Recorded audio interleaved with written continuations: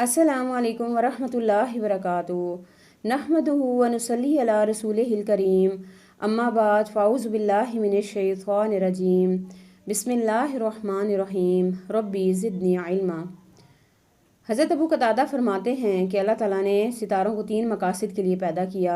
Number 1 आसमान की जीनत के लिए, नंबर 2 शयातीन को मार भगाने के लिए, और नंबर 3 बहर बर में रास्ते मालूम करने के लिए। कुरान पाक की सूरह अल-मुल्क में अल्लाह ताला इरशाद फरमाते हैं वलक़द ज़य्यना अस्समाअ दुनिया बिमस्वाबिहा वजअलनाहा रुजूमन लिश्शयातीन। हमने तुम्हारे करीब के आसमान को अज़ीमुश्शान चरागों से आरास्ता किया और उन्हें शयातीन को मार भगाने का ज़रिया बनाया।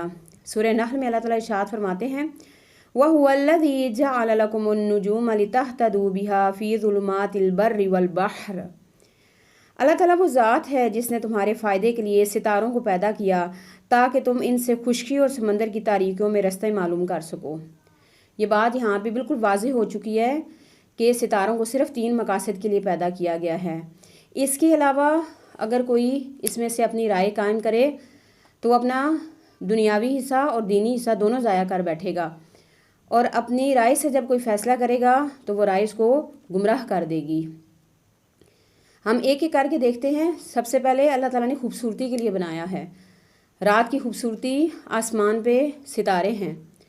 सितारों को देख के इंसान को सुकून भी हासिल होता है, और एक चीज़ ये भी पता चलती है कि जो भी चीज़ अल्लाह ताला की अताअत कर रही है, जैसे अल्लाह ने उसको पैदा किया है उसी में वो राज़ी है, तो वो सुकून में है।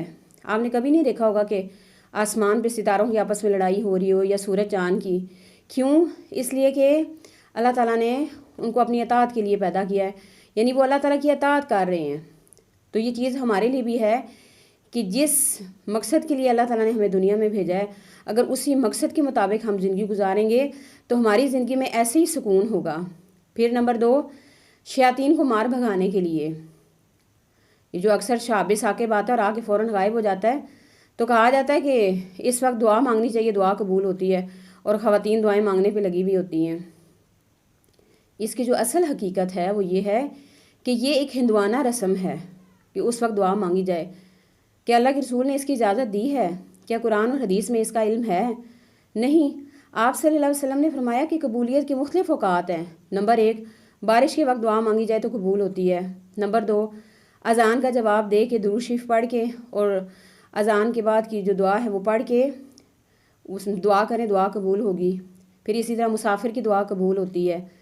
फिर इसी तरह गायबाना जो अपने भाई के लिए दुआ मांगता है उसकी दुआ कबूल होती है। फिर ये कि अज़ान और अकामत के दरमियान में दुआ कबूल होती है। जुमे के दिन में कोई ऐसी घड़ी होती है जिसमें दुआ कबूल होती है, और बाज़ रवायात में आता है वो ज़ुहर और असर का टाइम होता है। बहरहाल अल्लाह के रसूल ने हमें बता दिया कि कौन कौन से मकामात ऐसे हैं जहाँ पे दुआ कबूल होती है, और ये हिंदवाना रस्म, इसको हमें छोड़ देना चाहिए।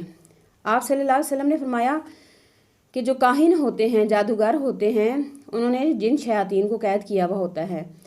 जब उन्होंने कोई बात मालूम करनी होती है तो वो जिन शयातीन को भेजते हैं कि आसमान से कुछ सुनगुन लेके आओ।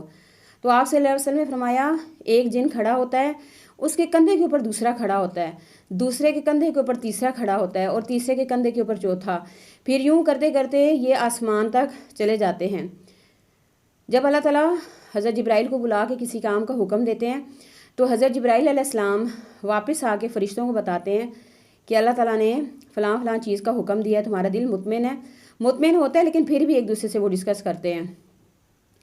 फिर जिन फ़रिश्तों की ड्यूटी होती है आसमान पे, वो जब अपनी जगहों पे आके बात करते हैं तो उसमें से फिर जो शैतान होते हैं वो कुछ सुनगुन हासिल करने की कोशिश करते हैं। जब वो इस तरह का मामला कर रहे होते हैं तो फ़ौरन एक चमकता हुआ सितारा, जिसे शाबे साकिब कहते हैं, वो आके इन जिनों को लगता है। उनमें से जो पहले वाला होता है वो नीचे वाले के कान में वो बात बता देता है, और उससे नीचे वाला उसके कान में बात बता देता है। शाबे साकिब लगने से कुछ जिन तो मर जाते हैं, लेकिन कुछ जो बच जाते हैं वो फिर आके बात काहिन को बताते हैं। और आपसे ने फरमाया कि वो काहिन उस एक बात में 100 झूठ मिला के लोगों के सामने बयान करता है, और अगर कोई एक बात सच हो जाती है तो लोग उसको बड़ा मानना शुरू कर देते हैं कि इसके पास गायब का इल्म है। تو اب ہمیں بات کلیئر ہوگی کہ اللہ تعالیٰ نے ہمیں بتا دیا کہ وہ جو شہاب ثاقب ہے وہ جنوں کو مارنے کے لیے ان کے پیچھے ستارے آتے ہیں۔ پھر نمبر 3، راستے معلوم کرنے کے لیے۔ جو لوگ سمندر کا سفر کرتے ہیں، ظاہر سمندر میں سڑکیں تو بنی ہوئی نہیں ہیں، اور بھی کوئی ایسا سسٹم نہیں ہے کہ ان کو پتہ چلے کہ مشرق کون سی ہے، مغرب کون سی ہے۔ اسی طرح جو لوگ جنگلات میں ہوتے ہیں، اسی طرح جو لوگ ریگستانوں میں ہوتے ہیں، تو اس وقت ان کو سمت معلوم کرنے کے لیے کس کی طرف دیکھنا پڑتا ہے؟ ستاروں کی طرف۔ تو پھر ان کو پتہ چل جاتا ہے کہ ہم مشرق کی طرف جا رہے ہیں یا ہم مغرب کی طرف جا رہے ہیں۔ اس کے علاوہ ہمارے یہاں اور کیا عقیدے ہیں ستاروں سے؟ نمبر 1، بچہ پیدا ہوتا ہے تو کہا جاتا ہے جی مولوی صاحب بتائیں اس کا کون سا ستارہ ہے اور اس کا پتھر کون سا ہونا چاہیے، اور اس کا نام کا پہلا حرف بتائیں، اسی سے ہم بچے کا نام رکھیں۔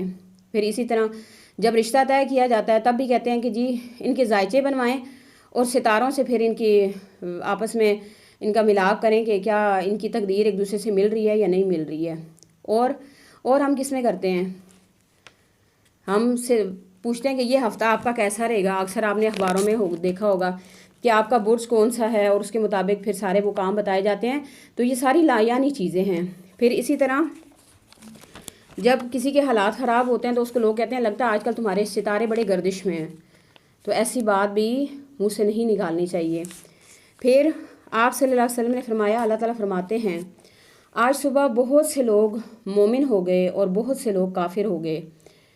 بارش ہوئی تو جس نے یہ کہا کہ یہ اللہ کی رحمت سے اور اللہ کے فضل سے بارش ہوئی ہے تو وہ شخص مجھ پہ ایمان لایا اور اس نے ستاروں کا کفر کیا۔ اور جس نے یہ کہا کہ یہ بارش فلاں فلاں ستارے کی وجہ سے ہوئی ہے تو اس نے جو کچھ میرے اوپر آیا اس کا اس نے کفر کیا اور وہ ستاروں پر ایمان لے آیا۔ یعنی ستاروں سے یہ کہنا کہ فلاں ستارے کی وجہ سے بارش ہوئی ہے یا فلاں ستارے کی وجہ سے یہ سارا معاملہ ہو رہا ہے یا ستارے گردش میں ہیں یا اس طرح کی باتیں کرنی، تو یہ ایک مسلمان کو زیب نہیں دیتا۔ پھر اسی طرح آپ صلی اللہ علیہ وسلم نے فرمایا کہ علم نجوم سیکھنا ایسے ہی ہے جیسے کوئی جادو سیکھے، یعنی جو جتنا علم نجوم کو سیکھے گا وہ اتنا ہی جادو سیکھتا رہے گا۔ اب جو زیادہ سیکھے گا وہ زیادہ جادو کا حصہ سیکھے گا۔ اور آپ صلی اللہ علیہ وسلم نے فرمایا کہ جادو گناہ کبیرہ میں سے ہے، جادو کا سیکھنا اور جادو کا سکھانا۔ تو میں امید کرتی ہوں کہ اس دفعہ آپ کو اب یہ بات بالکل کلیئر ہوگی کہ اللہ نے ستاروں کو کن مقصد کے لیے پیدا کیا ہے اور ہمارے جو عقائد ہیں وہ اس سے مختلف ہیں۔ تو اللہ تعالیٰ سے دعا ہے کہ اللہ تعالیٰ ہمیں قرآن پاک سمجھ کے پڑھنے کی، اس کے اوپر عمل کرنے کی اور اس سے دوسروں تک پہنچانے کی توفیق عطا فرمائے۔ وآخر دعوانا ان الحمد للہ رب العالمین۔ السلام علیکم ورحمۃ اللہ وبرکاتہ۔